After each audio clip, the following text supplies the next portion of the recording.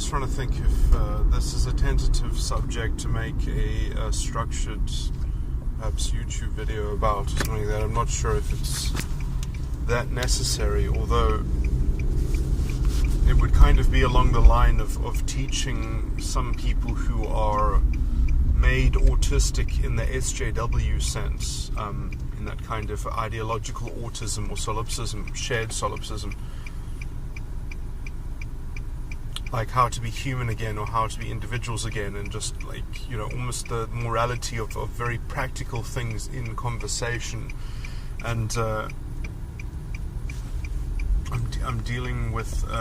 someone who I'm personally associated with, I guess, who has a personality style which I mean, it's not her fault, let's just say, but I would say that the SJW political movement is kind of archetypally centered around her particular false ego, or her style of personality. Her style of personality is kind of the political model, or the vehicle of the kind of cultural movement that the SJW mentality is kind of sharing. But that's not, I mean, in the same way that I would say that Nazism was probably based on Hitler's mother, in terms of her emotional reality, in a sense, that it was modeled from that, a kind of extrapolation and sympathy of that. Anyway,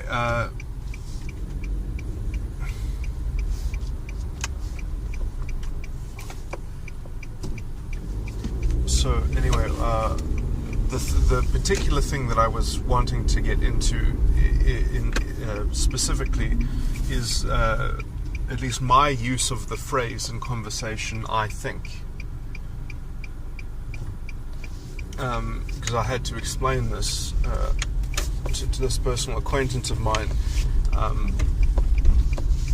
And I do think it shows almost the rift, or at least the vast difference between I mean, how people can interpret things, but also, I mean, like, because the way I use I think, which I'm going to get into, but how I use that phrase in a conversation.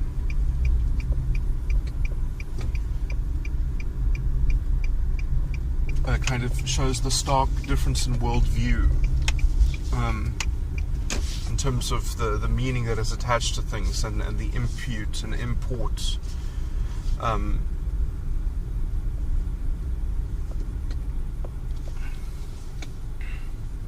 Perhaps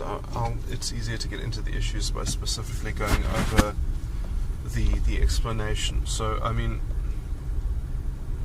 so let me just try and sketch out the actual, what the SJW kind of the world expectation is when someone uses the word I think. So when someone uses the word I think, they have to be very, very careful in taking account of everything, and kind of pervasive filter of reality, that they have to, whatever they say in terms of I think must be true, must be almost factually true, factually backed up, and factually instantiated of the most relevant or pertinent element or whatever, or there's a kind of ideological crime that is taking place, something that has, you know, you need to get your thinking checked. Whereas when I use the word I think, I'm not making categorical claims, I'm making conversational claims, which is that I am directing the subject of the conversation and I'm making it plain. So in a sense, when I use the word I think, a lot of the time I don't actually think that. It's a kind of functional reduction of what I want to talk about. So it's like it's an example thought of that I want to be the substance of the communication, and so it's out there in the open if somebody else wants to modify what I think or amend what I think, what I have claimed to I think. And so my point of saying I think is not to talk for what the other person should automatically have to agree with. In fact, it's perhaps even stated to be not agreed with in some particular fashion, just to bring the conversation forward in some kind of negotiated sense. So it's a part of a conversational claim which is a kind of way to negotiate communication in a very real, tangible, pragmatic way. And so that the thought itself does not have to be pristine, that the phrasing, I think, is a device, an instrument of finding avenues of particular, of honing the subject of the conversation, so that the communication actually ends up having done some work and not just parroting or virtue signaling. Is the meme of the simulated communication that goes on, that does very little in terms of the other world view, where it's like, oh yes, we've just made sure that we're on the same cosmological justice page, or some such thing, which requires a kind of distance and abstraction and disembodied existence in this world as it becomes more and more of an ideological forest, instead of something that you're actually making something from and doing something within. So there's a difference between people who are building things, building actual structures, which are, and yes, no structure will ever be perfect, but if you don't have the ability to negotiate the structure, it can't be anything but an eyesore of some kind of focal point of disagreement. Like, you can only deal with potential disagreements that are raised, and unless it's even about something that is being structured or built, rather than just virtue signaling about cosmological justice on some level, some kind of pseudo-religious idealism, and then when anything happens or is about to happen, you just say, oh yes, it's very complicated. That involves very many complicated issues, and it's very hard to get these issues right. That's what they say as they kind of introduce their disgusting legal positivism into creating kangaroo rape courts on college campuses, or like instantiating feminist compensatory privilege, like a kind of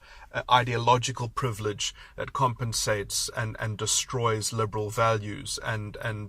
all in the guise of some kind of emotive banner of corrective, retributivistic counterbalance because of the historical evil. We have to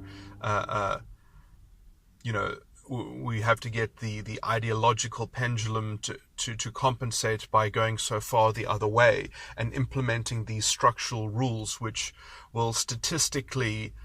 bring these two entities closer together, because that's how we measure justice, in this kind of outcome-based way, not in any kind of substantive dealing with the actual substance on the ground, dealing with the actual intricacies of how things happen to individuals. No, it's only happening to these statistical entities, these amalgamated statistics that are just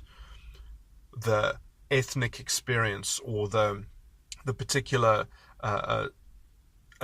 gender experience, or some such disgusting amalgam, which really reduces life into this kind of ideological zoo of, only these ideological entities are the prime agents in the world, and you don't even see individuals anymore. You don't even see people that can actually say I think in a conversation, and they're not saying something that doesn't parrot that ideological paradigm, which really does support a kind of autism or solipsism, because it's just everyone is judged by these kind of shared and yet concealed expectations of belonging to this. You didn't check up with me first after when you said this thing. You continued to say that, and you didn't even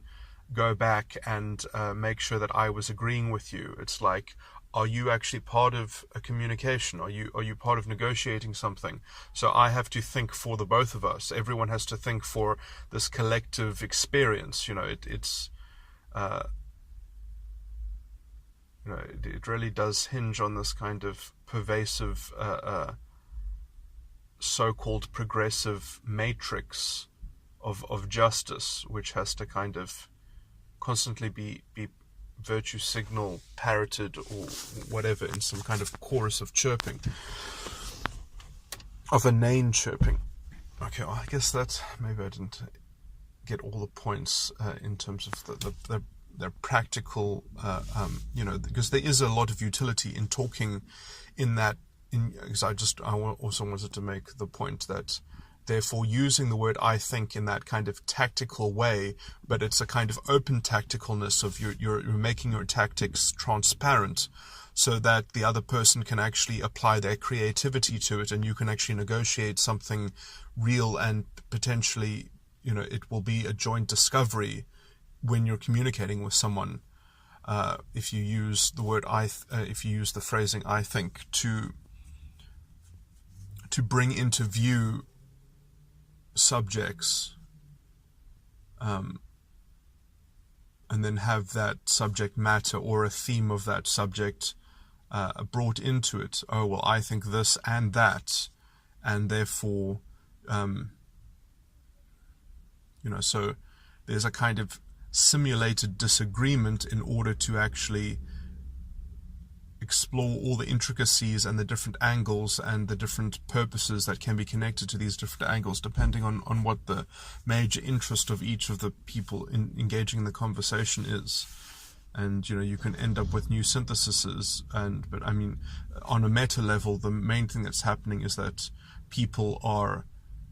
making themselves susceptible or vulnerable on the level of toying or playing with purposes, because although it's not necessarily the direct subject of the conversation, but when people are saying "I think," they are kind of mocking up, usually not directly, until you get enough men, because you can only see the pattern in how the "I think" is modified by real communication or by the negotiation within the real communication, because it's that pattern of modification that actually you get to work out what is that person's pattern of purpose, which then you can work out how viable that is and have a kind of comparative spiritual sharing in some sense. The spirit being the heading of one's purpose, the kind of the character of one's impetus, which you can only see from that kind of how one is able to shift through nuances or whatever. And I mean, this also reveals some people as being wholly vacuous, because they're like headless chickens on this level. They're just going on one thought or the other. That's why the content of the "I think" has to be kind of ideologically pristine in this very fixed, calcified and concrete captivity that conforms to their there's no creativity within their purpose-driven communication. I mean, their communication of how they are purpose-driven, or how they are expressing or exploring the manifestation of such a purpose, which is quite it's a meta theme to things. You can't expect it to be on the surface of the communication, although you can often read it. It doesn't take that long to read it from the surface of a conversation if one is has enough of experience with this to it's not necessarily experience, but it is a certain level of discerning. The